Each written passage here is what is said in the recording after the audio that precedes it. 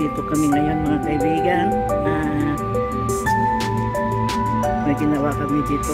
May pinuntahan. Yan. Itong mga dahon na ito, ganito ng kulay kasi malapit ng malagas.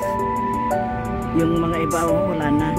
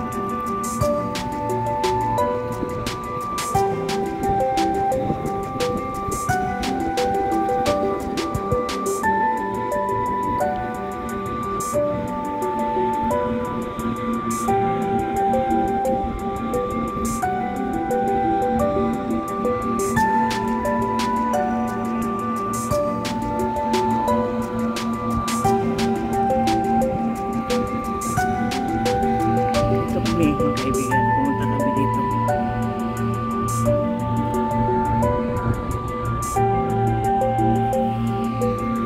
Ganda ng panahon na yun, pero nagsimula ng lumabig kasi after this autumn mag-winter na. May naglilinis ng mga dahon na hulog. Ayan o, naglilinis ng mga dahon.